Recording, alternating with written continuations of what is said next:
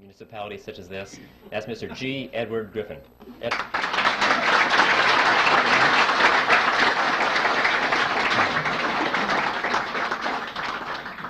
Well, thank you, Mike, and thank you, ladies and gentlemen. I don't know how to take that remark about age. You know, when Bill Jasper stands up and they announce him as the senior editor for the magazine, I know I'm in trouble. Well, we have a lot of material to cover, so I think I'll just sort of jump into this as quickly as possible. I need to warn you about something, though. Since this is being videotaped tonight, and we have a limitation on the length of the time on the videotapes, I have been instructed to divide this into two parts. The first part will last approximately 45 or 50 minutes long, and then we'll take a short break, I'm told, while they change tapes. And the next part we deliver next month. No, they're just a few minutes break, and then we'll continue with part two. So I want you to know that's coming up. So, okay, now to the topic. Are you ready for this? Okay, so am I. So let's start with history. We'll go back to the 1st century BC, to a tiny kingdom called Phrygia. And it was in that kingdom that there lived a philosopher by the name of Epictetus. And it was Epictetus who said, appearances are of 4 kinds. Things either are as they appear to be, or they neither are nor appear to be, or they are but do not appear to be, or they are not and yet appear to be. Don't worry, no quiz on that. Well, that's what he said. When I read that statement for the first time, I thought to myself that surely if Epictetus were alive today, he would undoubtedly be a Harvard professor of money and banking. Because this is the kind of explanation we get, isn't it, when we try and figure out what's going on in the economy or what's going on with the Federal Reserve System. See, what Epictetus did is what is so commonly done with the experts in this field, is he took a relatively simple concept, but by the time he was through explaining it to us, we didn't have the foggiest idea what he was talking about. All he said, basically, was that appearances can sometimes be deceiving. That's all. We all know that. But he had to break it down into 4 component parts, explain that in 2 ways they are what they appear to be, and in other 2 ways they sometimes are not the way they appear to be, and they broke it down and we didn't understand what he's talking about. Nevertheless, I thought that this statement by Epictetus was a brilliant clue for an outline or a theme for my presentation. Because, you know, if there's anything in the world that is an appearance that is deceiving, it is the Federal Reserve System. And in particular, it is one of those appearances of the 4th kind, which, as I'm sure you all remember, are those which are not and yet appear to be. So that's going to be my theme tonight. I'm going to come back to it now and then if I remember to do it, and use it as kind of a punctuation point, because this is perhaps at the most fundamental level the most important thing we need to know about the Federal Reserve System, which is that it is an appearance of the 4th kind, something which is not and yet appears to be. When I did my research on this topic, I came to the conclusion, which may startle you folks here, that the Federal Reserve System does not need to be audited. It needs to be abolished.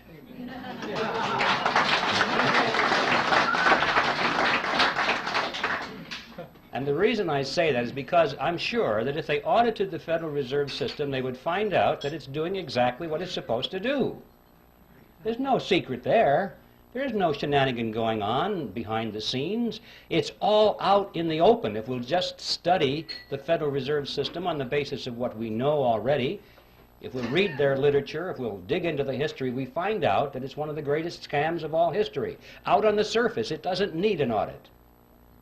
An audit, I'm sure, would merely delay the process for a couple of years, give the American people the false impression that something is being done about this problem, and at the end of 2 years they'd say, well, the books are clean. I came to the conclusion that the Federal Reserve needed to be abolished for 7 reasons, actually, and I'd like to read them for you now. I've stated them in rather concise terms. Hopefully they'll have some shock value so you can remember them. And here they are. First of all, it is incapable of accomplishing its stated objectives. 2, it is a cartel operating against the public interest. 3, it is the supreme instrument of usury. 4, it generates our most unfair tax. 5, it encourages war. 6, it destabilizes the economy. And 7, it is an instrument of totalitarianism. Now, I don't know what you think about those 7 points. I know that a lot of you are totally in agreement with it. I can tell by your reaction. I trust that there are some skeptics here tonight. I hope there are. Otherwise, I feel like the minister talking to the choir. Usually there are skeptics in my audience, and frankly, those are the ones I'm most interested in talking to. And for the skeptics, I'm sure that you're thinking, those sound like pretty far-out statements. How could you ever demonstrate them to be true? But I think you would agree, regardless of your preliminary conclusion about those statements, that if any of them could be proven to be true, it would be good enough reason to abolish the Federal Reserve System. So let's take a look and see whether they can be supported. Time doesn't permit to go into all 7 of those here this evening, but I would like to splash around on at least the first 4 of them to show you that indeed there is ample evidence to support these conclusions. And I think the best place to begin with all of this is where the action was, and that is the creation of the Federal Reserve System. And that takes us directly to the title of my book, The Creature from Jekyll Island. You can almost hear the music being played in the background as they do some kind of a spot commercial to sell this book. I have to admit I had a lot of fun with that title because I had this fantasy in my mind that someday it might be in a bookstore window and people would pass by and think, oh, it's a sequel to Jurassic Park.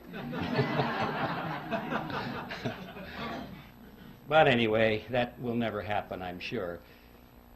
The fact of the matter is, for those of you who know a little bit about this topic, the title has quite a bit of meaning in it.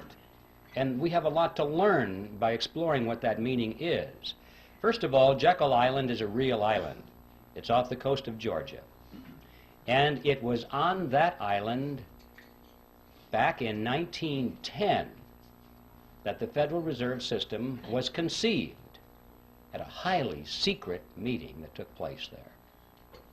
And what I'd like to do is talk about this meeting and show you that, in fact, the Federal Reserve was created there, and that there was a lot of secrecy surrounding it. And then we'll be confronted with the question, why the secrecy? When things are done in secret, there are often things to hide. And we'll explore what it was that they wanted to hide. And when we finally understand what that was, we'll be face to face with one of the most important facts about the Federal Reserve System that is not generally known. In 1910, Jekyll Island was privately owned by a small group of millionaires. In those days, they were millionaires. In today's dollars, they would be billionaires from New York. This is where their families went to spend the winter months. It was a resort island, a resort club. It was called the Jekyll Island Club. And there was a very elaborate clubhouse there, which was the center of their social activities. It's still there, by the way, if anybody wants to visit it. The island has been purchased by the state of Georgia, and this clubhouse has been renovated. It's a beautiful thing. And around this clubhouse, they had cottages, which were built by many of the families that belonged to the club. Cottages are not exactly the word I would have chosen to describe these structures. I remember on taking the tour through one of them, the guide said that there were 14 bathrooms in that cottage.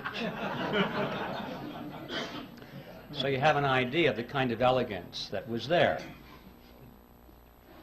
In any event, the number of bathrooms has nothing to do with this story. I just get hung up on that because It's hard for me to imagine a cottage with that much running plumbing. But the important point was that this is where the Federal Reserve System was conceived, is in that clubhouse. So let's tell that story. It all began in November of 1910, when Senator Nelson Aldrich sent his private railroad car to the New Jersey Railroad Station, where there it was in readiness for the arrival of himself and 6 other men who were instructed to come under conditions of great secrecy. For example, they were told to come one at a time, not to be seen together, not to dine together on the night of their departure. If they had arrived at the same time, they were instructed to pretend as though they didn't even know each other. They were to avoid newspaper reporters, because these were well-known men, and had they been spotted by reporters, which often frequented the railroad station, especially had they been seen together, many questions would have been asked. One of the men carried a shotgun in a big black case, so that if he had been asked where he was going, he was prepared to say that he was going on a duck hunting trip. And the interesting thing about that little piece of the history is that this man, we find out later from his biographer, never fired a gun in his life. He even had to borrow that shotgun in order to participate in this deception.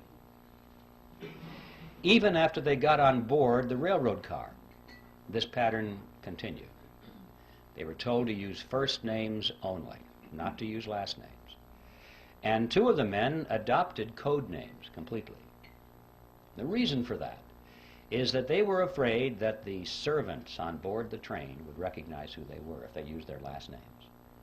And they knew that if word leaked out in that fashion and eventually found its way into the press, the whole purpose of the meeting would have been completely destroyed. So absolute secrecy was essential. Well, the train traveled for 2 nights and a day on a 1,000-mile journey to the south, and when they awoke on the second morning, the car was on the siding, the railroad siding at Brunswick, Georgia. And from there they took the ferry boat across the inland strait to Jekyll Island and to the clubhouse. And for the next 9 days, these men sat around a table and hammered out all the important details of what eventually became the Federal Reserve System. And incidentally, if you visit that clubhouse today, you can walk down to the end of the one corridor there, and on a door is a brass plaque. And it says, "In this room, the Federal Reserve System was created." When they were done, they got back on board the train, back to New York, and disappeared. And for quite a few years after that, these men denied that any such meeting ever took place. It wasn't until after the Federal Reserve was firmly established that only then did they begin to talk openly about it. They wrote books on it. One of them wrote a magazine article, and they gave interviews to newspaper reporters. And so now, many years later, it's possible for us to go to the public record and find in print detailed descriptions of what happened at that meeting. Well, who were these men? The first one I've already mentioned, the one with the railroad car, Senator Nelson Aldrich, who was the Republican whip in the Senate. He was also chairman of the National Monetary Commission, which was that special committee of Congress which was created for the purpose of proposing legislation which was to reform banking. That was the idea. Banking needed reform. And the American people were greatly concerned in those days over things that were going on in the banking industry. People were losing their money in the banks because they weren't keeping their promises to hold their deposits in reserve. There were runs on the bank, and the banks couldn't pay the people back. But most of all, they were concerned over the concentration of financial power that was in the hands of a small group of very powerful and large banks in New York on Wall Street. This is what they called the money trust. That was the name, and it was a very popular expression in the newspapers. And quite a few politicians were elected to office on their campaign promise to break the grip of the money trust. President Wilson was one of those politicians, by the way.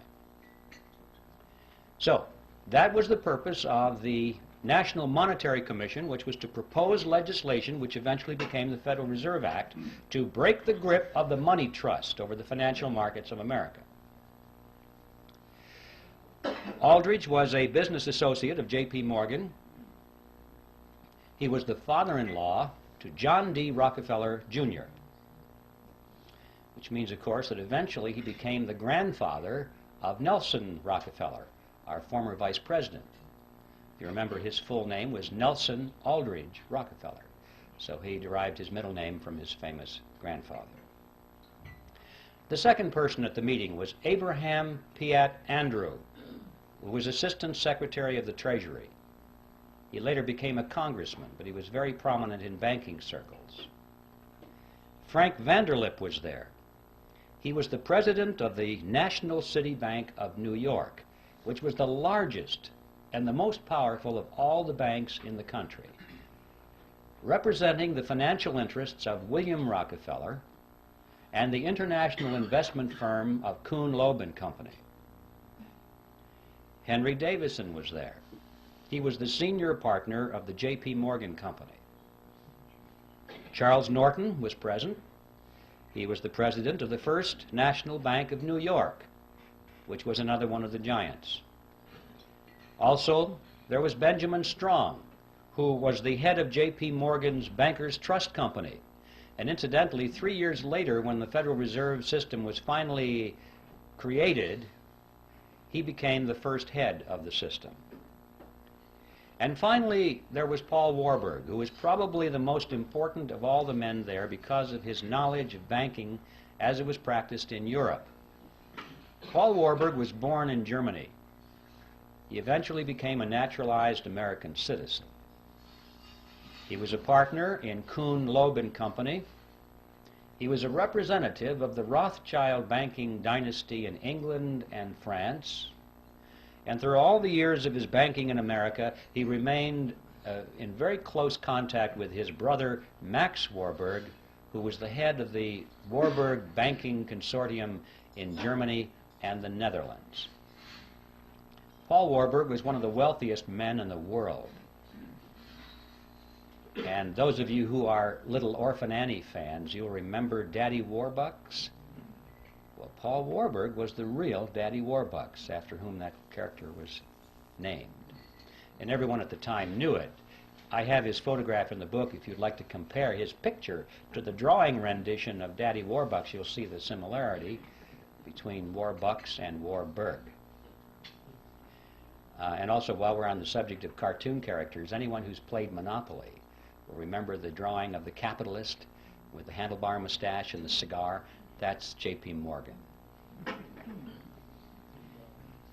Those are the 7 men who were on Jekyll Island, and as incredible as it may seem, they represented approximately 1/4 of the wealth of the entire world.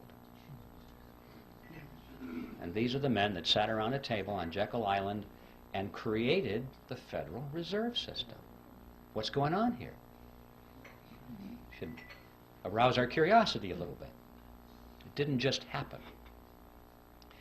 Well, speaking of it just happening, for the skeptics, you're probably wondering, did it really happen that way? Perhaps Griffin is exaggerating this to make a point.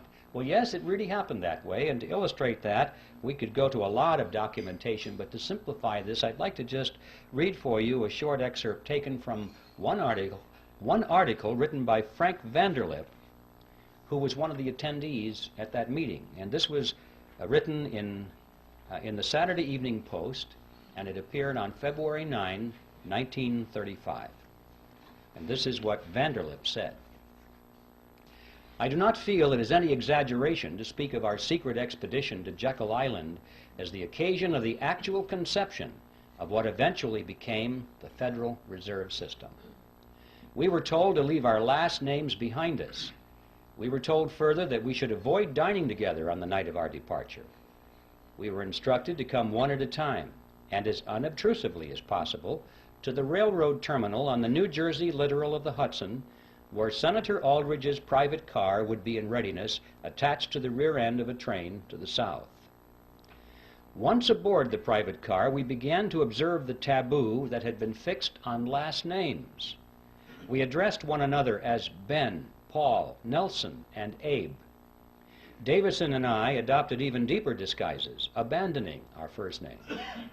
On the theory that we were always right, he became Wilbur and I became Orville, after those two aviation pioneers, the Wright brothers. The servants and train crew may have known the identities of one or two of us, but they did not know all, and it was the names of all printed together that would have made our mysterious journey significant in Washington, in Wall Street, even in London. Discovery, we knew, simply must not happen. Well, why? What's the big deal here? What's wrong with a group of bankers getting together in private and talking about banking or banking legislation? And the answer to that question is provided by Vanderlip himself in the same article. He said, if it were to be exposed publicly that our particular group had got together and written a banking bill, that bill would have no chance whatever of passage by Congress. Why not? Because the purpose of the bill was to break the grip of the money trust. And ladies and gentlemen, it was written by the money trust. It's as simple as that. Had that fact been known from the very beginning, the public would never have accepted it as a means of breaking the grip over the money trust. And we would never have had a Federal Reserve System because the scam would have been exposed from the beginning. This was like having the fox build the hen house and install the security system.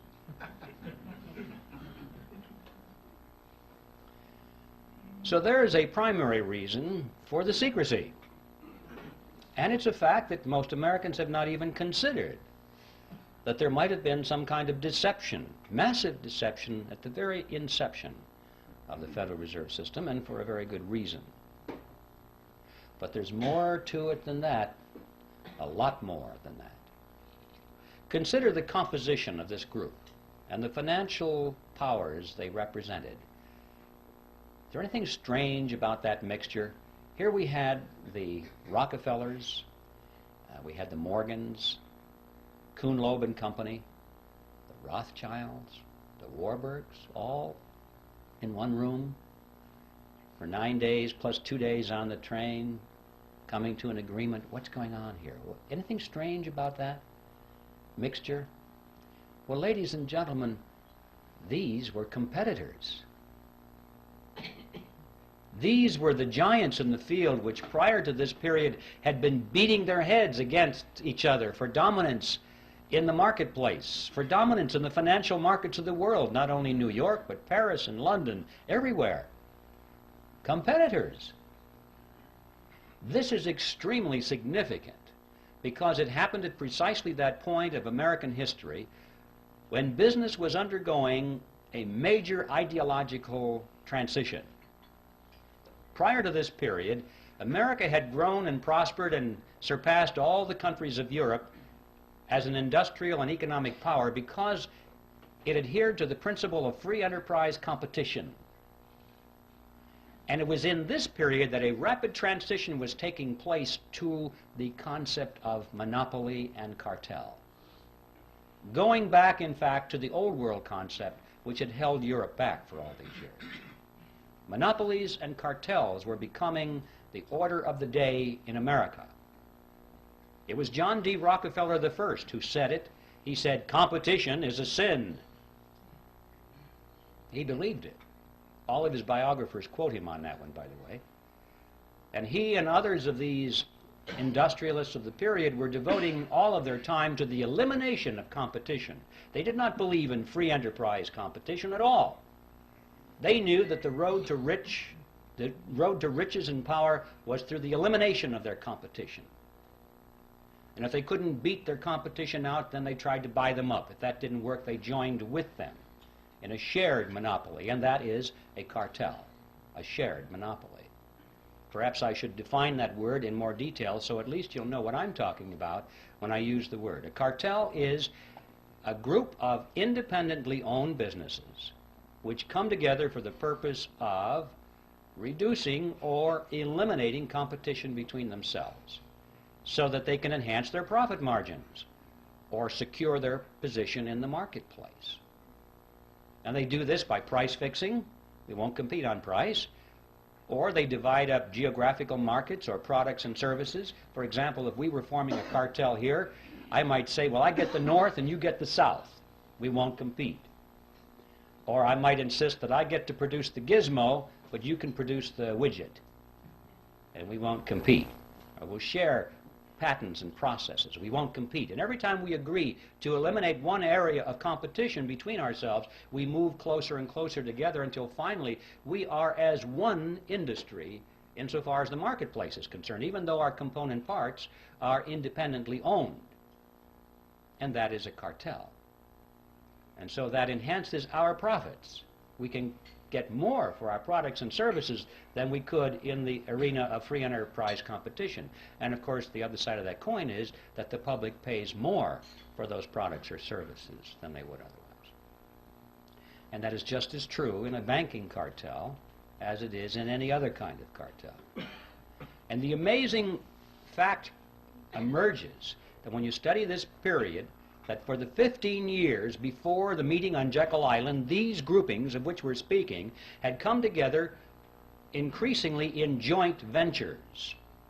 They were learning how to avoid competition between themselves. They knew they couldn't knock each other out. They had tried that. It was too costly.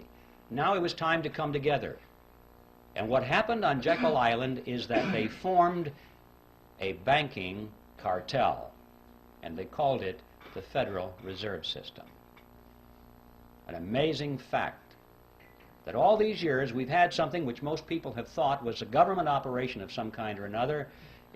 We were told it was a creation to protect the people, to stabilize the economy, and it's a cartel.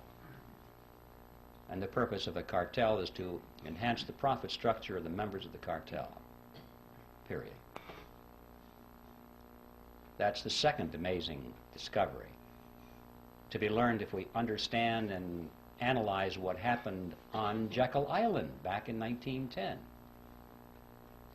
But there's a third element, which is perhaps even the most important of all, and that is that this cartel went into partnership with the government.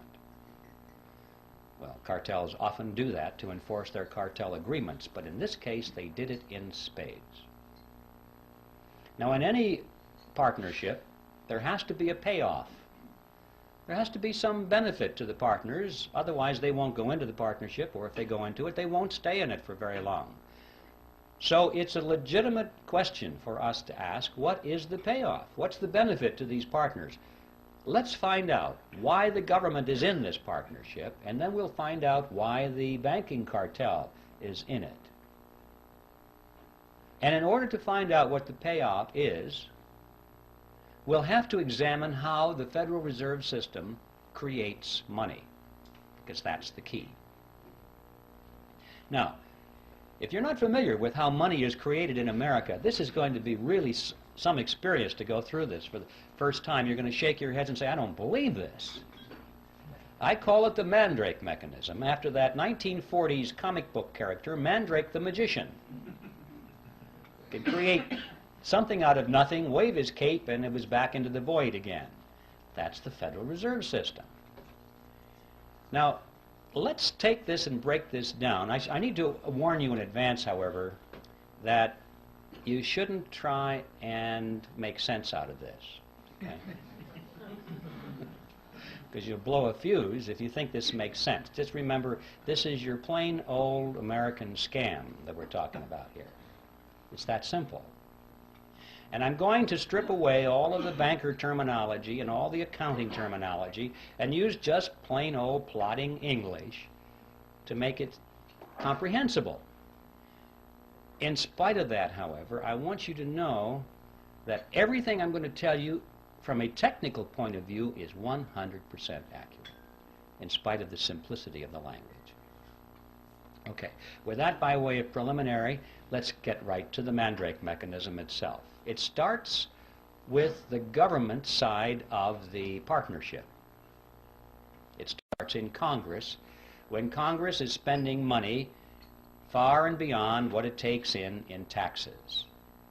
How can Congress spend more money than its income in taxes? Basically what happens is the Congress goes down to the Treasury and asks for, let's say it's $1 billion more that they need this day. And the Treasury official says, you guys got to be kidding, we don't have any money here. You spent it all long ago. Everything we taken in taxes is long spent.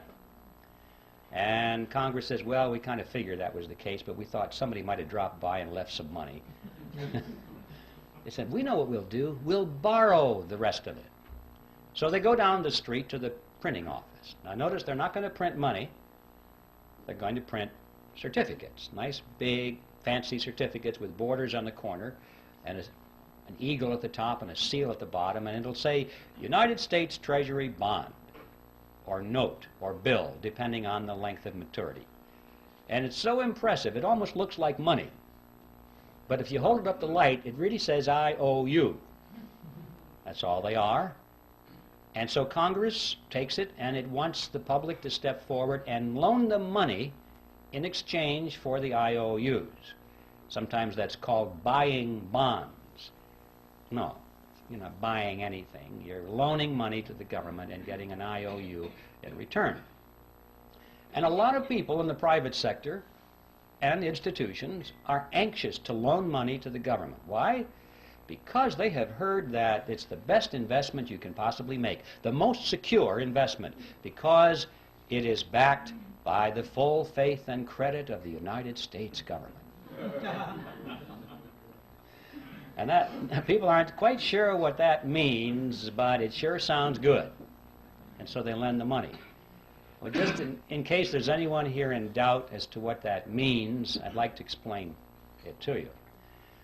The full faith and credit of the United States government means that the federal government solemnly promises to pay you back your money plus interest. If it has to take everything you've got in the form of taxes to do it, it will do it. It's a promise to tax you. And people don't think this thing through. They think, oh, it's wonderful. It's a wonderful investment, and I'm going to get some of my money back. Anyway, that's a little side issue. The government is able to borrow a tremendous amount of money and therefore spend more than it takes in taxes through this process. But never enough. They always need more than that. Not to worry, they say. They walk further down the street to the Federal Reserve Building. Now the Fed has been waiting for them. That's one of the reasons it was created. And they walk in there and the Federal Reserve officer opens up his desk drawer, pulls out a big checkbook, and he writes a check to the United States Treasury for $1 billion and hands it to them. Now we need to stop and ask a question. Where did they get that money? $1 billion, that's a lot of money. Who put the money into that account for the Federal Reserve so they could give it to Congress or to the Treasury? And the answer is, there is no money there. There's absolutely zero. There's just a checkbook. Well, if you and I were to do that, we would go to jail. But they can do it because Congress wants them to do it. This, in fact, is the payoff. This is the benefit to the government for being in the partnership. The government can go to the Federal Reserve and obtain instant amounts of any amount of money they want without having to confront the taxpayer and say, we're going to raise your taxes for this money directly. It would be very unpopular if Congress had to go to the public and say, you know, we have a lot of money we want to take from you folks, and it's going to cost you $3,000 per family more than it did last year. You know how long they'd last in office. So they like this Mandrake mechanism very well. The public doesn't know that it's costing them anything. It's just how it works somehow. So this money, this $1 billion, springs into being precisely at the instant that the Federal Reserve officer signs the check and gives it to the government. Now let's see where the banking cartel benefits from this partnership. We'll go back to that billion-dollar check and follow it. The Treasury official deposits it into the checking account of the federal government.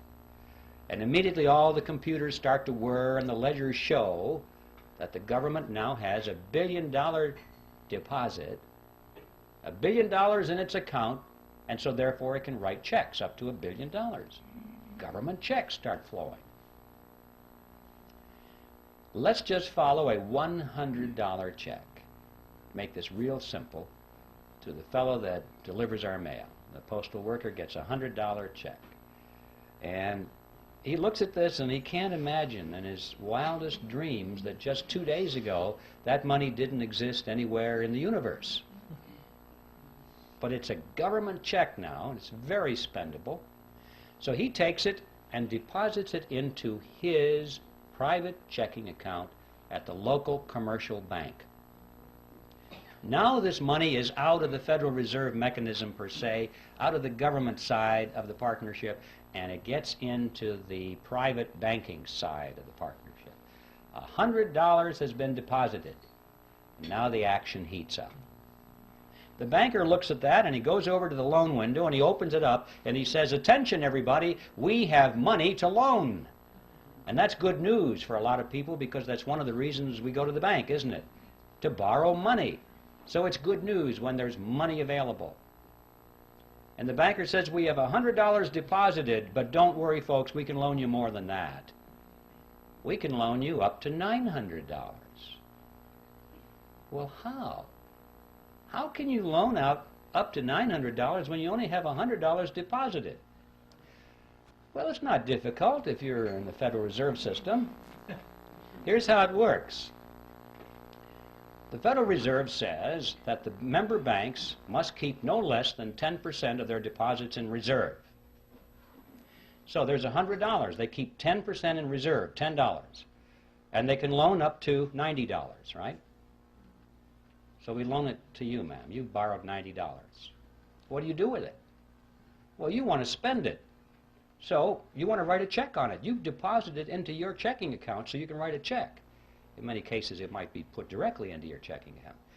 But now there's $90 deposit, in addition to the $100 that was deposited to start this chain. Now we've got the $90 that was loaned as another deposit.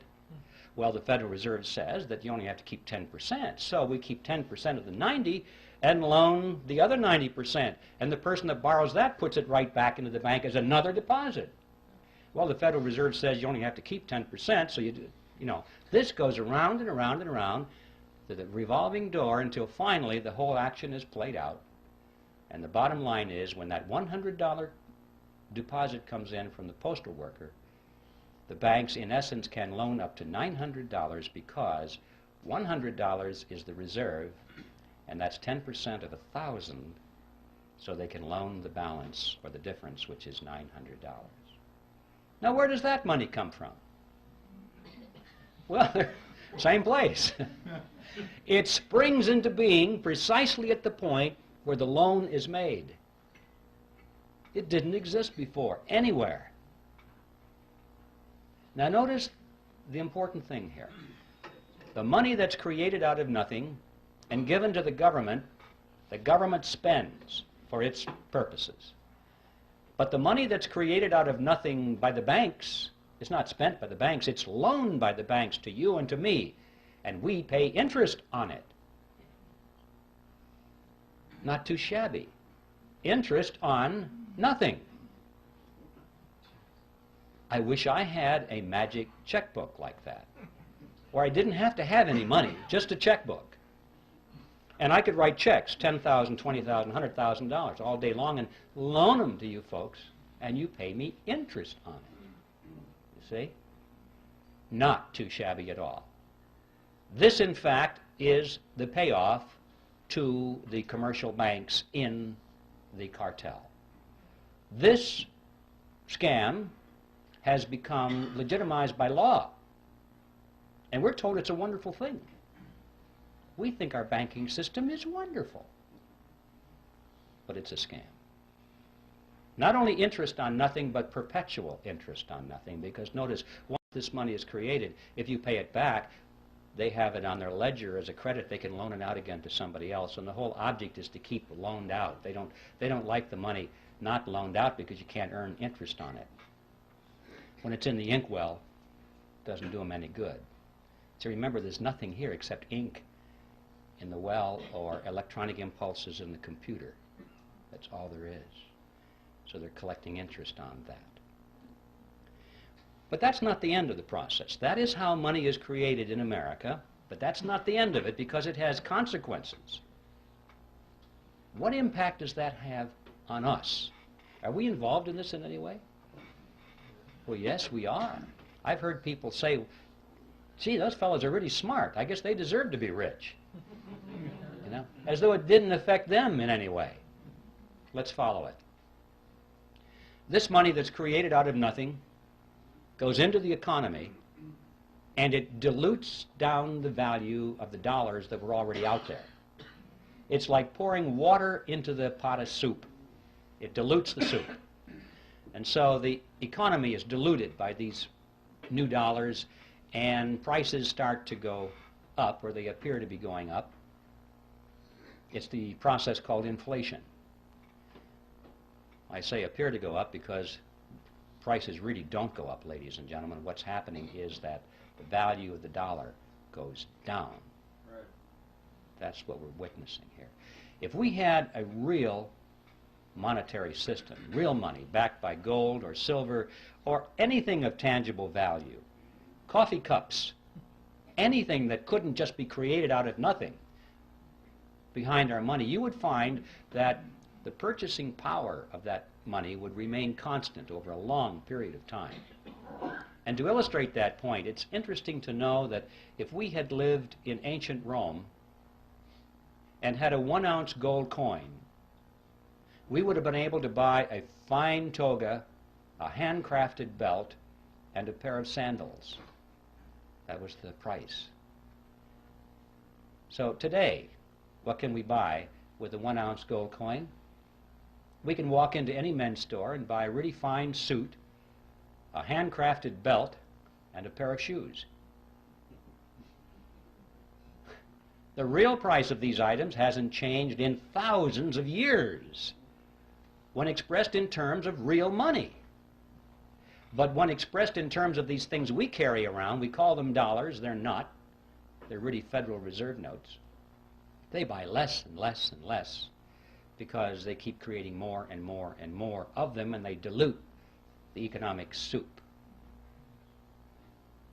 But we still haven't followed this to the end of the trail. We've lost some purchasing power through this thing called inflation.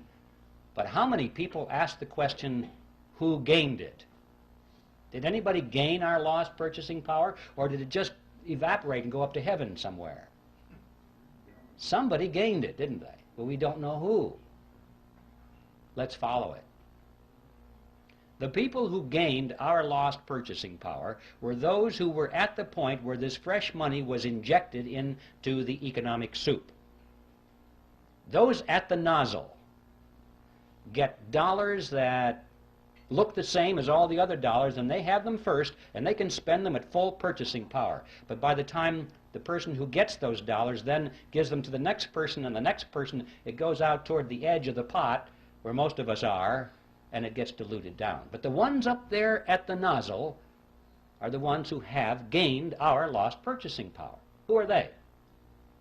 Well, we know that the government is one of them. That's where the billion-dollar check started, isn't it? That was the beginning of this whole process. The government spent that money first. And then, of course, those who work for the government and those who have government contracts and those who get grants and so forth get the next wave, and they're not doing too bad either, and it starts out from there. But what about on the banking side? Who got that money first off? Well, the people that came up to the loan window. They were the first ones to get it. Now, this comes as no surprise to anybody here, I'm sure, that in times of inflation, it's a good thing to borrow. Everybody tells you that because you know that you're going to borrow $1 and you pay it back with quarters or 50-cent pieces because inflation erodes the value of those dollars. So you know to borrow is to gain. And the people who don't borrow, who save, they're the ones who are losing. But notice, however, that this gain that the borrower gets, he has to turn right around and give to the bank in the form of interest on nothing. So he doesn't really gain at all. It appears to be gain, it's paper gain, but his gain actually goes back to the bank as interest on nothing. Now yes, during times of inflation, his paper assets expand, expand, expand. Golly, this real estate looks like it's worth a lot of money right now, but then the economy contracts, and he's wiped out. He doesn't have anything. And notice that when you go to the bank and you go to borrow some of this nothing money, did they expect nothing from you in return? No. They want you to sign over and pledge as collateral your car, your house, your assets, hard assets, not nothing assets. So when the economy contracts and you can't continue to make those payments, they get your marbles. So the bank will do all right, whether it's expansion or contraction. So what's the answer to the question? Who gains? Who got your lost purchasing power? Big surprise, ladies and gentlemen. The two members of the partnership called the Federal Reserve System. It's the government and the members of the banking cartel. Those are the ones who got your purchasing power. Now there in a nutshell is an overview of the Federal Reserve System. And I guarantee you, ladies and gentlemen, you're not going to read this in any textbook on the subject. And I can also tell you that you now understand everything there is of importance to know about the Federal Reserve System.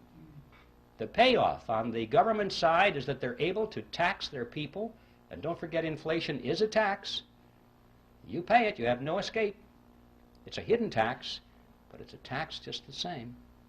And so the government is able to tax the people without them even knowing they're paying the tax. And on the banking cartel side, they're able to collect perpetual interest on nothing. Now that is the end of part one. Stand by. There's more.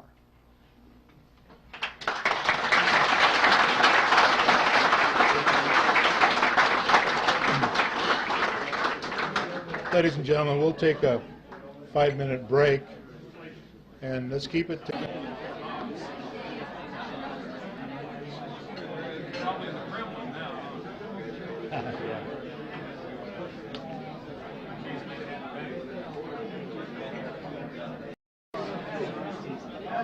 That's it?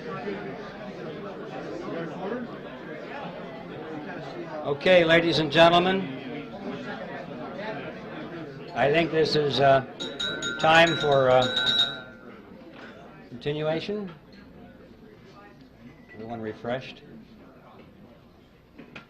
Anybody want to open up a bank?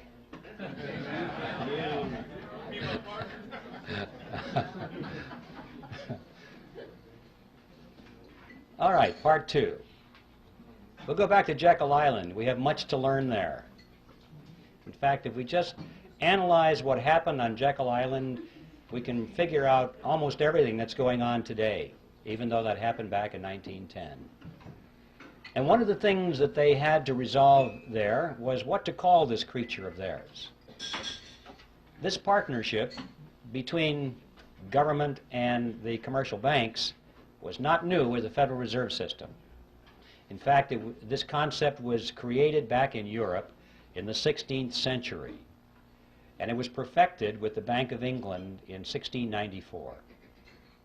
This is the kind of thing from that date forward that all of the governments of Europe adopted. Now, they didn't call it a Mandrake mechanism like I do. They called it a central bank. That's the technical name for this partnership.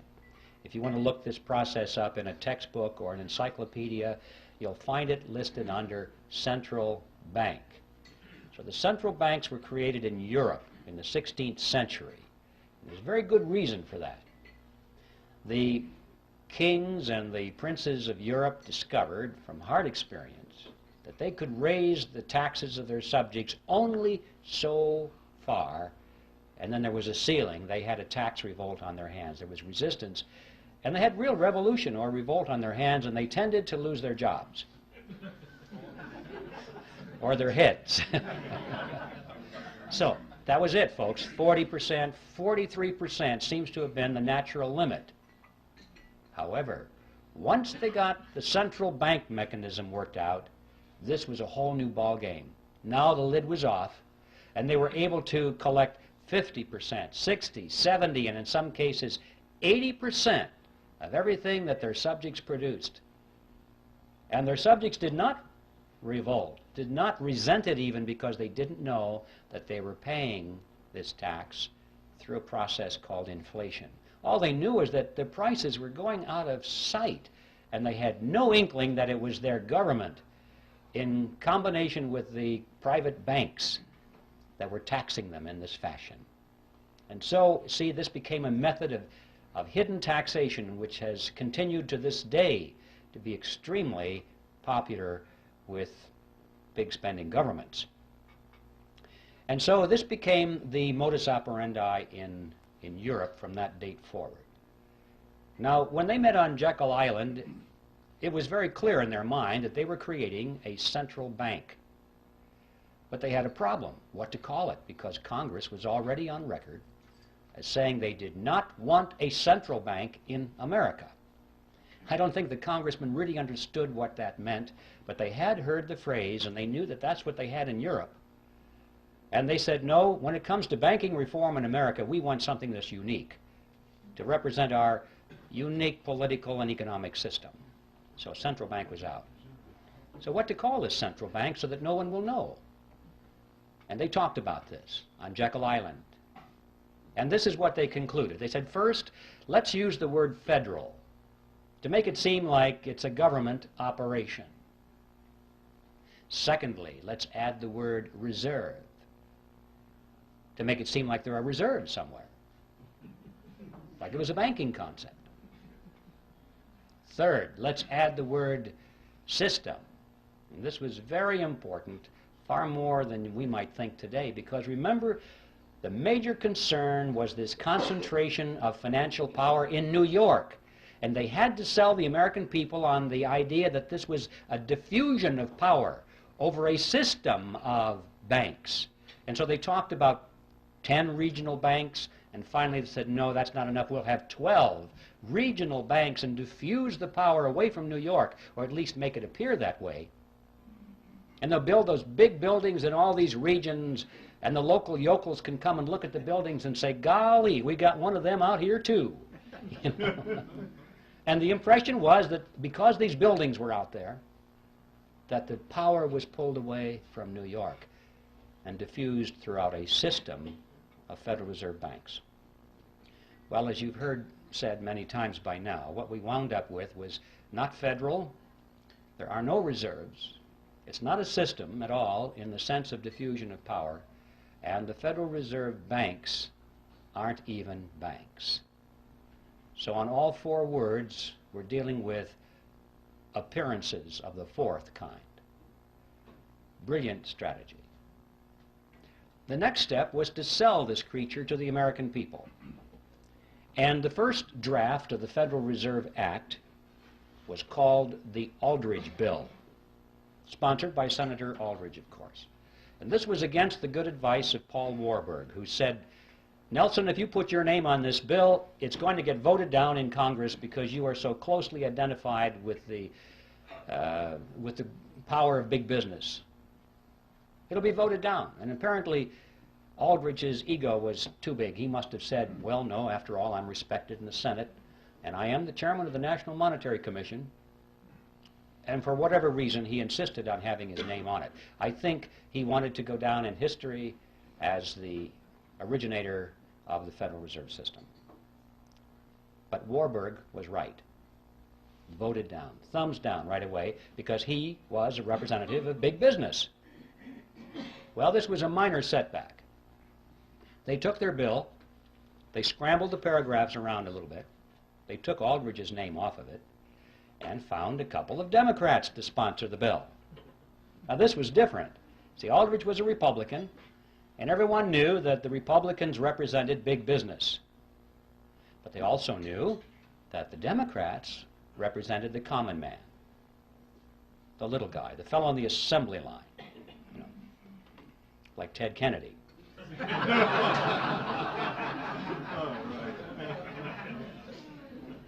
So they found a couple of millionaire Democrats to sponsor the bill. They got Carter Glass from the House and Senator Robert Owen, who was a very successful banker. And now they sponsored the bill. It was the Glass-Owen bill, and this was different. This was a Democrat bill, and it began to receive very popular consideration in Congress. Next, Aldrich and Vanderlip began to give speeches and statements to the press condemning the bill that they had written. They said, this will ruin the banks. This will be terrible for the nation. And by the time this was printed in the newspapers, the average person read that and said, oh, I guess the big bankers don't like this bill very much. It must be pretty good. You know, you have to give these people credit. They were not stupid. They didn't get to be where they were through stupidity. They understood mass psychology, they understood politics, and they played their cards exceedingly well. Next, these same individuals who were condemning the bill were privately financing it. They were behind all the lobbying activities in Washington. They personally paid for the creation of what was called grassroots study clubs that came up all over the country, held public meetings, and disseminated brochures extolling the virtue of the Federal Reserve Act. They gave large amounts of money to some of the better-known universities and created new departments of economics, handpicked their own people to be the professors, to chair those departments, and then those men began to speak publicly and write scholarly essays about how wonderful the Federal Reserve System was. And then, at the insistence of Paul Warburg, who was always the master strategist in this, they added several good provisions to the act. When I say good, I mean provisions which restricted the power of the Federal Reserve System to create money out of nothing. The kind of provisions you and I might have endorsed. And Warburg's associates said, Paul, what are you doing? We don't want those things in there. This is our bill. And his response was classic. He said, relax, fellows, don't you get it? Our object here is to get the bill passed. We can fix it up later. That's exactly what he said. When no one is looking, everyone is focusing on the bill now. Let's get it in. Fix it up later, and indeed he was right. It was because of provisions such as those that they won over the support of William Jennings Bryan, who was the leader of the populist movement, a real defender of the common man, in his mind at least. He looked at that bill, and previously he had opposed it because he said it was the bill of the bankers. They would create money out of nothing, he said. And he looked at those provisions and he said, oh, well, I guess with those in there, I can support the bill. And with the elimination of his opposition, the road was cleared, and it was inevitable what would happen. They did fix it up later. Since the Federal Reserve Act was passed, it has been amended over 100 times, and nobody has noticed. All of those original provisions, which were sound, were long ago removed, and many, many more have been added which greatly expand the power and reach of the Federal Reserve System. A big bunch was added back in 1980. It just extends the power of the federal government to areas that you can't even imagine. We're talking previously about being able to create money out of government debt, American government debt. They can now create it out of foreign debt. Any country in the world. Any country in the world can offer a bond, an IOU, and our Federal Reserve System is now empowered by law to convert that into American money. Even corporate debt, they can convert that into American money. There's no limit whatsoever. And nobody has noticed. So Warburg was right. They fixed it up later. And it's no surprise, therefore, that with this kind of professional deception and strategy that a great deal of support was gained for the bill, and on December 22nd, 1913, it was passed into law and signed into law the next day by President Wilson. And the creature from Jekyll Island finally moved into Washington, D.C. Well, what did we get? Let's stand back from the creature now a few paces and survey its general form. We got a corporation chartered by Congress, which was given an exclusive franchise to create the nation's money. We got a mechanism whereby Congress has been able to raise unlimited amounts of taxes through inflation without the American people even knowing that they're paying the tax. And we got a mechanism whereby the banks can earn perpetual interest on nothing. I'd like to turn our attention now to an intriguing question, which is who owns the Federal Reserve System? You often hear this topic discussed on talk radio. Whenever the subject of money or the Federal Reserve comes up, inevitably somebody will get on the telephone and say, did you know that the Federal Reserve System is not a government agency at all? It's a private corporation. It's run by the private banks, and what we need to do, they'll say, is to abolish the Fed and turn it over to Congress so it can be run for the benefit of the people. Well, I'd like to deal with that because this involves a half-truth and a non-solution. Let's start with a half-truth first. It is true that the Federal Reserve System is not an agency of the federal government. As I mentioned before, it is a corporation chartered by Congress, and like all corporations, it has stock certificates. And these certificates are held, in this case, by the member banks within the system. All the banks, remember this is a cartel, independently owned banks make up this system. They hold the stock certificates. All right. Now up to that point it looks as though this has all the attributes of a privately held corporation, but that's as far as it goes. Because these stock certificates do not carry with them any of the powers of private ownership. For example, the holders of these stock certificates cannot sell them. Well, if you can't sell something, you don't really own it, because that's one of the tests of ownership, is your freedom to dispose of it in any way you wish. Also, the larger banks have put up more capital into the system than the smaller banks. It's not a lot of money, but it's related to their assets. The larger banks put up more, have more stock certificates than the smaller banks. And yet, regardless of that, all of the banks have one vote.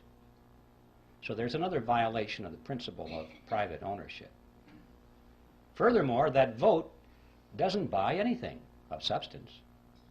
These banks cannot vote for their national management. The Federal Reserve System is run by the Board of Directors of the Federal Reserve System, the National Board, and its chairman, all of whom are appointed by the President. The stock certificate holders have no voice in that whatsoever. The only thing they can vote for are the members of the board of their local regional banks, so-called banks. But guess what? The chairman and the vice chairman of those regional banks are appointed by the national board. Guess what? They can vote for their officers of the regional banks, but they can be overridden. The national board has veto power over those people. You get the picture here? In spite of this sales job, of this diffusion of power over the 12 regional banks, these banks have no power at all. It's all concentrated in the national board. The only thing that the regional banks can do, according to their charters, of any substance, is to set the interest rates within their regions. But guess what? Even that is subject to veto by the national board. So you come to the conclusion that these people at the national board are not authorized to do anything except play golf. See, that's the way it was designed. This fiction of this diffusion of power throughout the system was just to sell it to the American people in 1913. It's a vestige. It serves no function whatsoever today at all and was never designed to. So we don't have a corporation in the strict sense of the word, a privately held corporation. And we don't have a government agency in the strict sense of the word. So what do we have? Well, the fact is we have a hybrid. It's a mixture. It's half government and it's half private. It is, in fact, exactly what you would expect it to be, considering that it is a partnership between the government and a private cartel. It's half government and it's half private. So this structure is unique to reflect its unique form. But this isn't so important as to who owns it, how many shares of stock, and what the voting is. The question is, what does it do? Insofar as merely abolishing the Fed, as some people have said, many people have said, abolish the Fed and turn it over to the Treasury or turn it over to the Congress so it can be run for the benefit of the people. Always make sure you say it's for the people, and that makes it okay. It would do the same thing over there that it does over here. It's not a question of who owns it, it's what does it do, and as long as it is a central bank, which means as long as it has the power and the mandate to create money out of nothing, that's what it's going to do. It's going to create money out of nothing, and I'm sure the same people will run it over there that run it over here. We must remember that all of the central banks of Europe are in fact direct agencies of their respective governments. They are not these hybrid organizations over there that they are here, because there was no necessity to create that myth over there. They just went right for it. It's an agency of the government over there. And they all do exactly the same thing as our Federal Reserve System does here. So you see, just turning it over to Congress without taking away its power to create money out of nothing is a non-solution. And I'm sure that the people who run this would be willing to use the same kind of deception they did back when it was created. They would pretend to resist that idea. They would fight it with all of their might, at least in public, knowing that they could yield on that and have it turned over to the Congress and they'd still have control over it. So that is a non-solution. I'd like to talk now about what the objectives of the Federal Reserve System are, because if we're going to say if it were turned over to Congress, it would pursue the same agenda, what is that agenda? Extremely important thing to focus on, because we're told that the purpose of the Fed is to stabilize the economy. And everybody kind of believes that. I mean, when Greenspan comes on and says, well, we're raising interest rates now, why? To stabilize the economy, right? To prevent inflation. In other words, to protect you folks. To protect you. And we buy it. Well, one of the most widely used textbooks in our schools right now, textbook on economics written by Paul Samuelson, explains it this way. It says, quote, the Federal Reserve sprang from the panic of 1907 with its alarming epidemic of bank failures. The country was fed up once and for all with the anarchy of unstable private banking. It's partly true. It's just they came up with the wrong solution. Just because there's a problem doesn't mean that any old solution that somebody has to offer is the best. In fact, it may be a non-solution. That's what we're talking about. Just turning this system over to the government to run is a non-solution. Well, let's take a look at this. If the purpose of the Federal Reserve System is to stabilize the economy, let's give it a report card and see how well it's done. Since it was formed, it has presided over the crashes of 1921 and 1929, the Great Depression of 29 through 39, recessions in the years 53, 57, 69, 75, and 81, a stock market Black Monday in 87. We all know that corporate debt is soaring, personal debt is greater than ever before, Both business and personal bankruptcies are at an all-time high. Banks and savings and loan associations have failed at a rate greater than ever before in our history. Interest on the national debt is now consuming half of all of our taxes. Heavy industry has been largely replaced by overseas competition. We're facing an international trade deficit for the first time in our history. 75% of downtown Los Angeles and other large metropolitan areas are now owned by foreigners, and over half of the nation right now is officially in a state of recession. Now that is the report card of the Federal Reserve System after 80 years of stabilizing the economy. And I don't think it's even controversial to say that the Federal Reserve has failed to meet its stated objectives. The only controversial question is, why has it failed? And my answer to that is because those have never been its true objectives at all. What are its true objectives? Well, what are the objectives of any cartel? To make money, to enhance the profit margins of the members of the cartel, and to stabilize its position in the marketplace, to prevent competition. Those are the objectives of any cartel. And if our analysis is correct here, we'll find that this, in fact, has been what the Federal Reserve System has accomplished for itself and its component members. To be more specific, it's possible to go to the period of Jekyll Island and read the papers and speeches that were done by the people on Jekyll Island and their associates. The big banks were concerned over three things, among other things, but the three main things were as follows. They said they wanted to reverse the erosion of their power away from New York. That's right, just the opposite of what the Federal Reserve System was supposed to accomplish. They wanted to keep it in New York. They were concerned because as the nation was spreading westward and southward, new banks were springing up all over the frontier. And more of the capital assets of the nation were moving in that direction. Yes, they still had the lion's share, but every year the percentages went down a little bit. And they could see where that chart was going. And they said, we must put a stop to this now while we still have power. Remember, John D. Rockefeller said it, competition is a sin. And competition from the new banks in America was something that had to be stopped. See, one of the purposes of the Federal Reserve System was to control the competition from the new banks.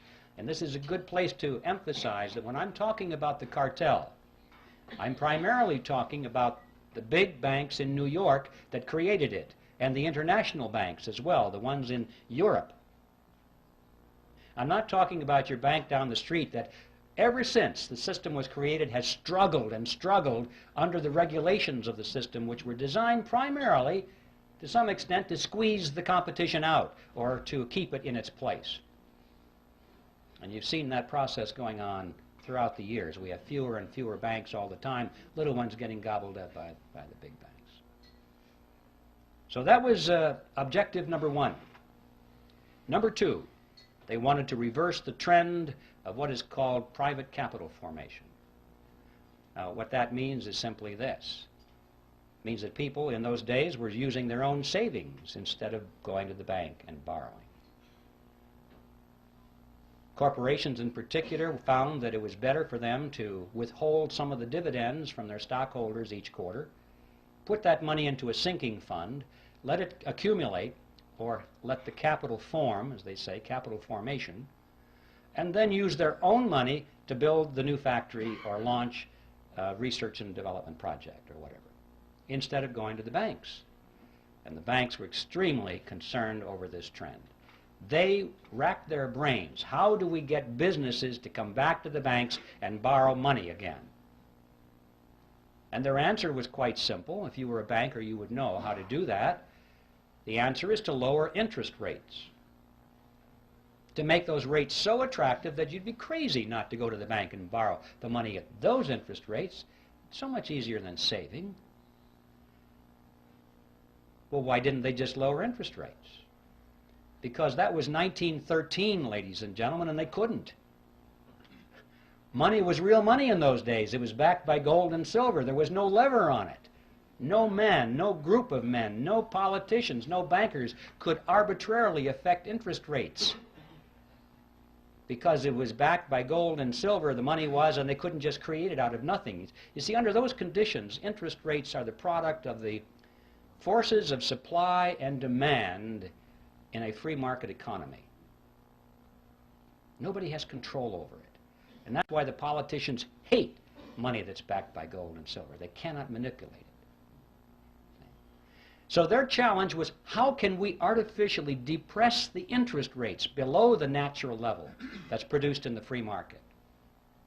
And the solution was, they said, the nation needed what was called a flexible currency.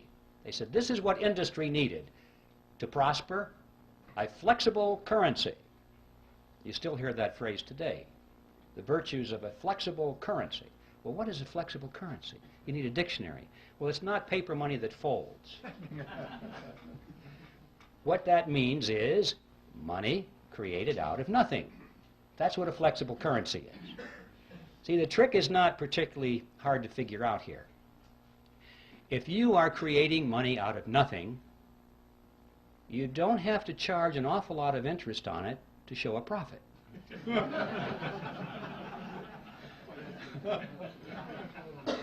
See, it's as simple as that.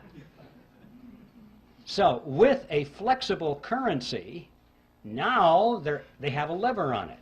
And they can jack the interest rates down, down, down, so that it's attractive, and they're still making plenty of profit on it because it didn't cost them anything.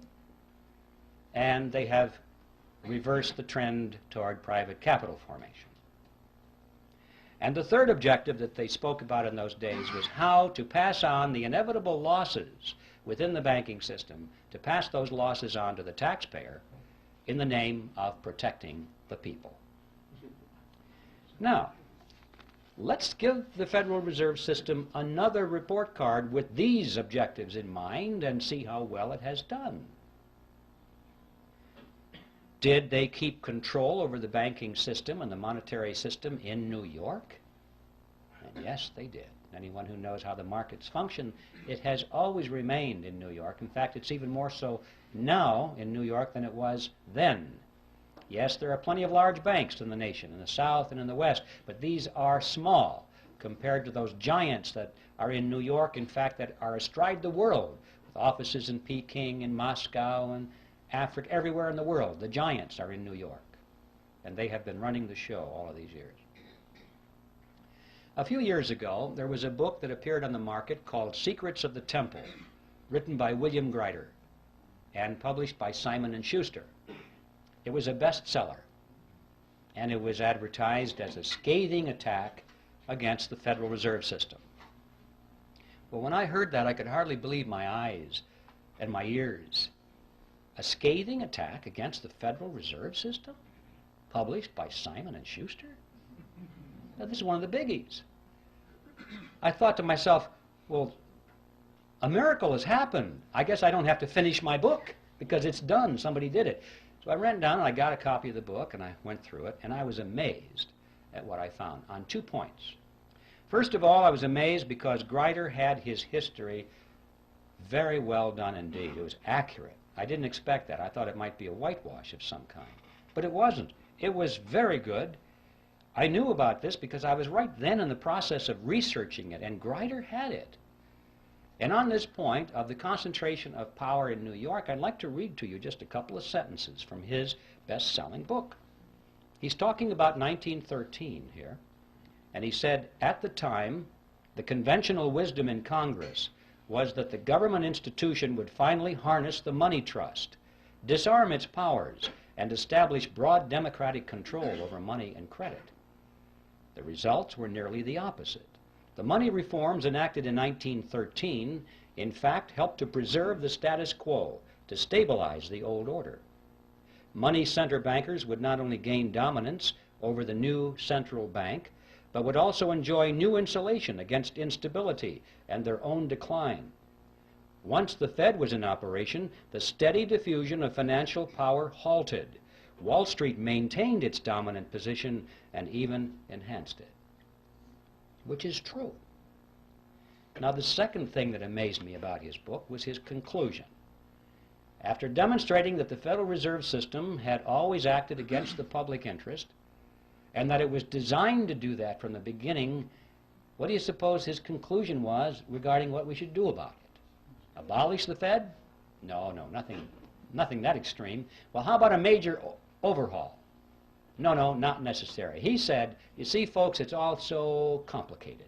But we're learning as we go, and we're getting better at it. Relax, everything's under control. All we need now are wiser men. Well, there you have an interesting situation. You see, that's the kind of powder puff solution that it takes to be published by Simon & Schuster or any of the other major publishing houses which are firmly locked into the financial web of the money trust in Wall Street. There's no way in the world that these major media outlets are going to allow anybody to come up with a real solution to the problem. Now, I need to digress here just for a second because we have a lot to learn from this, not just in the field of the Federal Reserve System, but in many other areas of concern to our nation in these critical days ahead. It's not enough just to point with alarm. It's not enough just to say, well, this is historically true, and it's not enough to lead the charge if you don't lead it anywhere. See, these people don't care how much you expose their scams or their conspiracies or their plots if you have no solution. If your only solution is, well, now I told you about it, now just vote Republican, you know? If that's it, nothing's going to happen, is it? Till we look behind party labels. In other words, wiser men, whatever that means. This is controlled opposition, ladies and gentlemen, and it's something that's been going on for a long time. These people are smart enough. Remember, they sold this Federal Reserve System in the face of opposition, and they did it by deception. They're smart enough to control their own opposition or to create their own opposition if necessary, so they can lead it nowhere. I'll just leave that thought with you because it's something we need to be very aware of in the critical days ahead. Let's get back to the Federal Reserve. It gets an A on its report card for objective number 1, which is to maintain control over the money markets in New York. Did they reverse the trend toward private capital formation? Boy, did they ever. With interest rates brought down periodically to such attractive levels, individuals and corporations have been enticed away from saving their own money and going to the bank. You'd be a fool not to get that money at those low interest rates. Of course, then the economy contracts and things go a little sour now and then, and the fruit falls from the tree, and they pick it up. They get all your marbles. They get all your assets, your houses, your cars, your factories, your stocks, and your bonds. That's one of the reasons we've had so many bankruptcies in the decades past. Even those companies today which are hanging in there by the skin of their teeth because it's all they can do to make payments to service their debt to the banks. Notice that many of those companies are now sending more money to the banks as interest on their loans than they send to their stockholders as dividends on their stocks. Think about that. The banks which created the money out of nothing, no effort at all, no risk really of anything, are making more money out of these giant industries than the people who worked for the money, sacrificed, saved the money, invested it, and risked it. And yet the money is going to the banks. Yes, the Federal Reserve System, in fact, gets an A on its report card for reversing the trend toward private capital formation, and they did it with a flexible currency, just as they had planned to do it. And what about the third objective, which was to pass the losses onto the taxpayers in the name of protecting the people? That is something which I call in my book Operation Bailout, the game called Bailout. You may have noticed every time a large bank gets into trouble, not the small banks, they're dispensable. Large banks, when they get into trouble, they're going to be bailed out by the government, which means by your tax dollars and mine, in the name of protecting the people.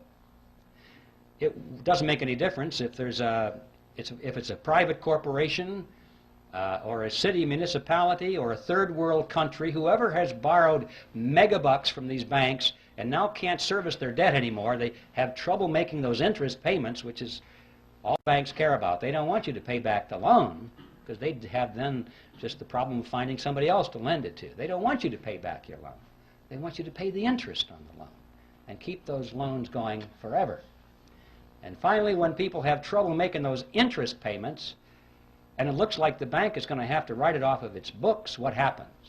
They go to Congress. And they say, well, this corporation that's having trouble making its interest payments, we can't let that corporation fold, because look how many thousands of jobs would be lost and people would go on welfare. There would be despair. We must protect the people. Or if it's a third world country that can't make its interest payments anymore, they say, well, we can't allow that to happen. We must make those payments for them in some way or another, because if that venerable bank had to write that huge loan off of its books, it would technically be bankrupt. And if it were bankrupt, it might have to close its doors. If that bank were to fall, it's such a huge bank, it'd be like a domino, and it might knock the other banks down too, and we could have a major economic crisis on our hands, and look how the people would suffer. And so Congress dutifully always responds. Remember, Congress is the partner in this scam. Always rushes in and says, yes, we can't allow those bad things to happen to the people. And so they vote the money to guarantee the loans or make outright payments in some very creative fashions so that the interest can continue flowing to the banks. Some of the more memorable games you may have missed over the recent years: Penn Central Railroad was bailed out in 1970, Lockheed Corporation that same year, Commonwealth Bank of Detroit in 1972, New York City in 1975, Chrysler in 1978, First Pennsylvania Bank in 1980, Continental Illinois, the largest of the banks so far, in 1982, and of course we know how many third world countries out there have had their debts funded. The money comes from the IMF World Bank so they can continue making their payments. And the IMF World Bank gets their money from the Federal Reserve System, and the Federal Reserve System gets it from us in the form of that mandrake mechanism and the hidden tax called inflation, or direct taxes in some cases. The Federal Reserve System gets an A on its report card on all three of its true objectives. My final topic is a short one, and it has to do with usury. An interesting concept. Usury used to be defined in ancient times as interest on a loan, period. Any interest on any loan was usury. Well, it's been redefined in modern times as excessive interest on a loan, in view of the fact that when people earn their money and they save it, they sacrifice the use of it, and then they loan it to somebody else for their venture. They're entitled to some reasonable return on that sacrifice. Some interest return it seems fair and logical to most people. So the question today is excessive interest. What is that? It was Thomas Edison who said, "People who will not turn a shovelful of dirt on the project, nor contribute a pound of materials, will collect more money than will the people who will supply all the materials and do all the work." When I read that, I wondered if that was true. I took my calculator and I ran the numbers. You might try this sometime. If you assume a $100,000 home to be built, and the $30,000 is to go for the land and the architect's fees and the building permits, that kind of thing, $70,000 to go for the actual construction of the house, the materials and the labor. You assume further that the buyer goes to the bank, puts 20% down, takes out a 10% loan for 30 years. Punch in the numbers, and you will see that he will pay to the bank in interest $172,741, compared to $70,000 for labor and materials. In other words, as Edison said, 2.5 times more will be paid to the banks who did nothing than for those who provided all the labor and all the materials. And you may say, well, yeah, that's true, but don't forget the time value of money. Reasonable interest is rational. People need to be compensated for the sacrifice of their money over 30 years. That's a long period of time. Wait a minute. Not this money, ladies and gentlemen. Nobody earned this money. Nobody saved this money. Nobody sacrificed anything for this money. This money was created out of nothing. And I suggest that $172,741 interest on nothing is excessive. I think we need to focus on this issue. We need a new definition of the word usury. Any interest on any loan of fiat money, meaning money created out of nothing. Now this example of $172,741 unearned interest on a $100,000 home is like a grain of sand in the Sahara. Look around the desert. All of the other homes of America, all the factories, all the machinery in the factories, all of the high-rise buildings, the hotels, all the airplanes, the automobiles, the farm equipment, the farm structures, everything that we have, we're looking at a similar relationship here. This is staggering. To consider the amount of money that is in this huge, wide river of wealth flowing into the banking cartel because the money was created out of nothing. It's such a wide river of wealth, you can't even think across it in your mind. It's perpetually moving into the banking cartel. This is a dead short across the productive capacity of America. This is money that should be going to the people who produce and who create, instead of being siphoned off through a scam. Think of what our standard of living could be if it weren't for this dead short across our economy. Well, where is this money going? This river, where is it flowing? You get the mental picture that maybe it's going into a lake somewhere or behind a dam. All this money is rising, accumulating. People are getting richer and richer and richer. No, not so. It's not how it works. They're spending the money. What are they spending it for? Well, they're not spending it for more yachts and more mansions. That's not it. I mean, they got rid of the mansions back on Jekyll Island. They got bored with those things. Once a person has all the money that they can possibly use for the material pleasures of life, what is left? Sure, power. Absolutely. They are spending this money for power, ladies and gentlemen, to acquire power over you and me and our children. They're literally buying up the world with it. But I don't mean they're buying up the real estate or the hardware. They're buying up control over people. Technically, in sociological terms, they're buying control over the power centers, which means those groups and institutions through which people live and work and follow leadership and accept information. People are always associated in groups, and they work in groups, they move in groups. And these groups have heads of them, leaders. And this money has been going for many years to acquire influence, if not control, over the leaders of these power centers in society. So they can therefore indirectly influence and control you and me. Specifically, that means they have been spending this river of wealth very freely to buy control over politicians, political parties, television networks, cable networks, newspapers, magazines, publishers, wire services, motion picture studios, universities, labor unions, church organizations, trade associations, labor unions, tax-exempt foundations, multinational corporations, Boy Scouts, Girl Scouts, you name it.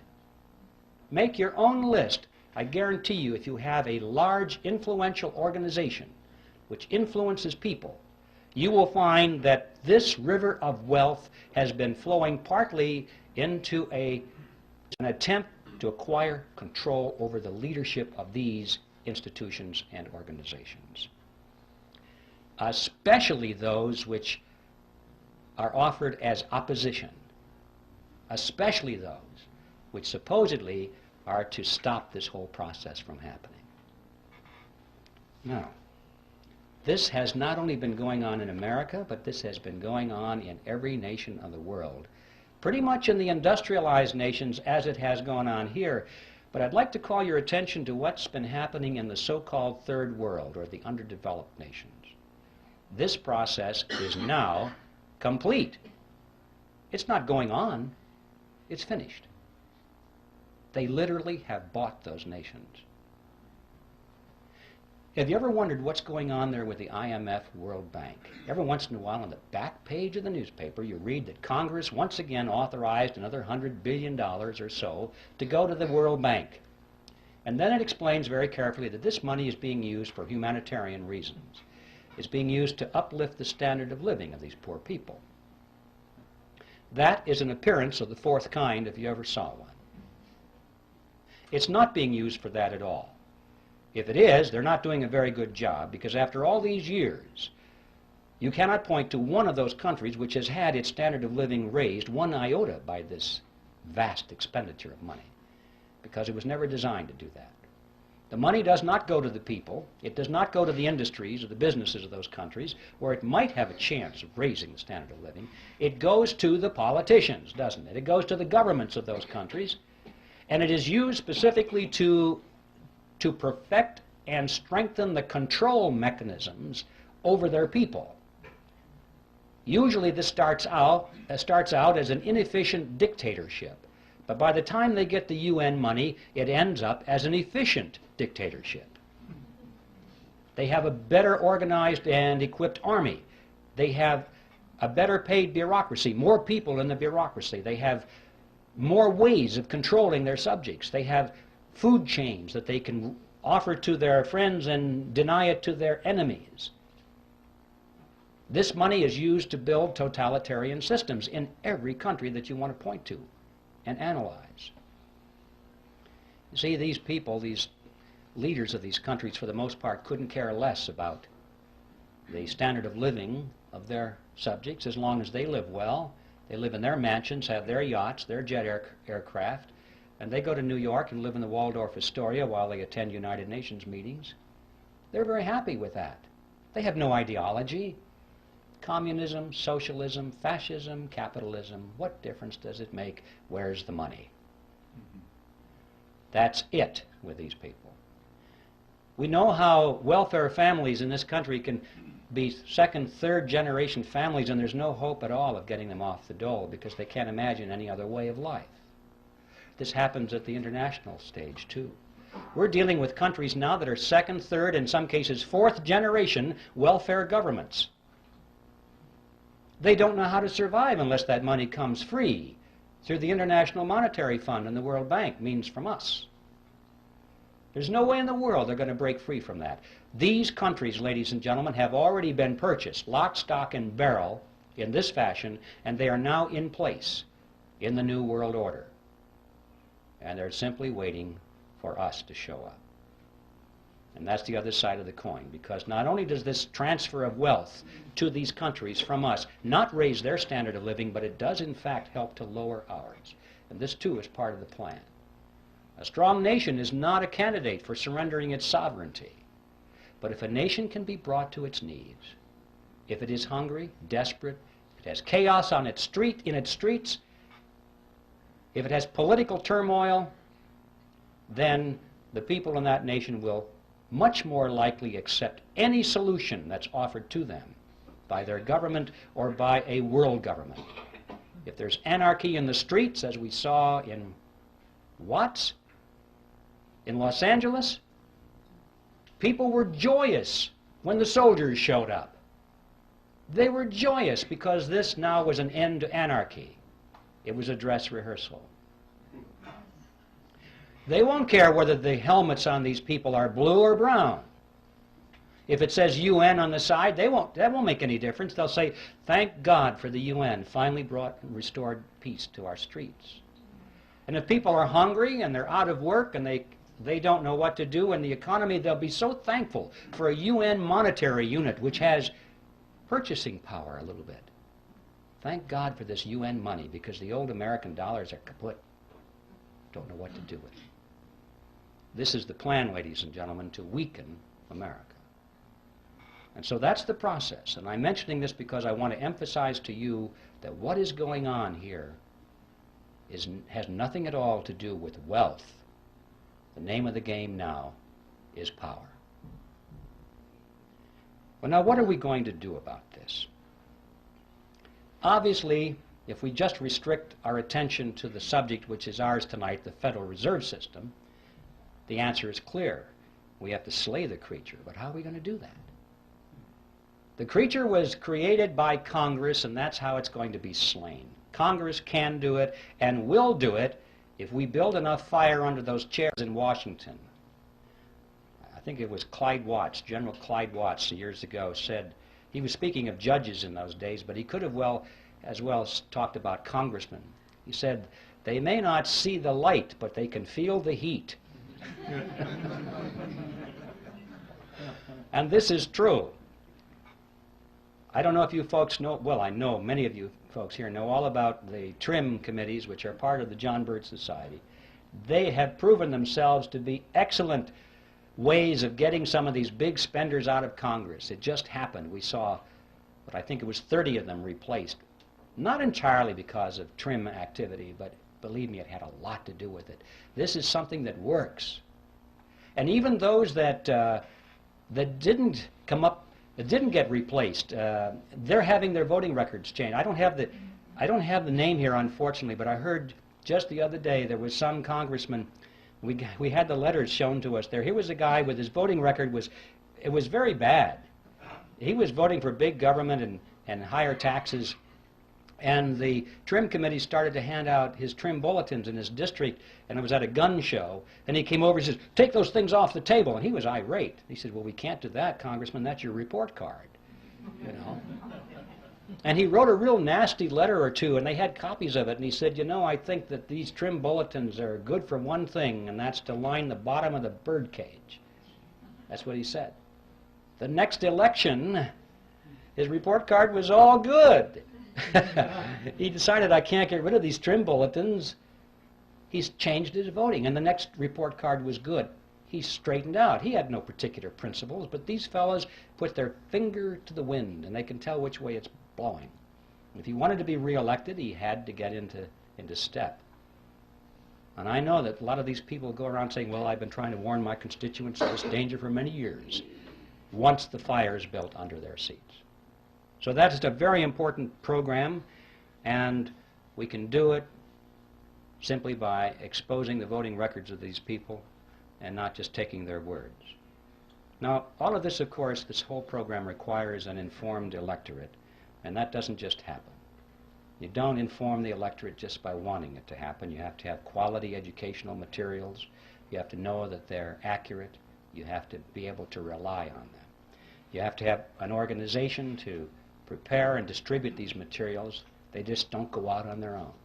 I mean, I could have written this book, for example, and it would have just stacked up in my garage without the Speakers Committee, without the Birch Society's programs and its chapters and its people in place, its coordinators. It takes organization to make these things happen. And of course, not the least of which, it takes leadership, which has proven its ability and its expertise, particularly its integrity, so it can offer real solutions instead of non-solutions, and leadership which is not going to be purchased and run by the opposition. And of course, that is the mission of the John Birch Society. If there's anybody here who's not a member yet, I just want to tell you that the Society is an ideological army, and the time has come to enlist. I think it was Patrick Henry who put it pretty well. He said, "Our brethren are already in the field. Why stand we here idle?" Now, the bad news is that time is running out. It used to be that I told people that about some of these problems, and they would say to me, could never happen in America. You're just exaggerating, you know. And now they say, how much time do you think we have left? Because you can see it. It's all around us. The New World Order is being built around us.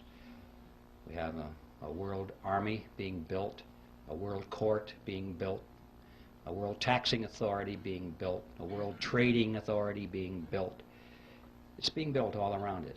You realize right now, as we speak, over half of our standing military is now serving under foreign officers. This thing is going rapidly, ladies and gentlemen. So, we're running out of time. But the good news is, we still have time. We still have time, and we have the freedom to work. We can do it if we'll work like the Dickens, like our freedom and our lives depended upon it. They do. That's precisely what does depend on it. So instead of being sour about how late the hour is, we should rejoice over the fact that we still have freedom. We still can meet like this. We can hold public meetings. We still have elections. We can still throw these scoundrels out. So what we need to do now is just get to work and do that which we must do. We can still overthrow the government of the United States every 2 years without firing a single shot if we'll simply discharge the responsibility of citizenship, which comes along with being free men. So that's my message with you, ladies and gentlemen, and that is that whatever it is you plan to do for your freedom or your country, do it now. And a good place to begin is to send Epictetus back to Phrygia. And let's convert that mammoth appearance of the fourth kind into a disappearance of the first kind. Thank you.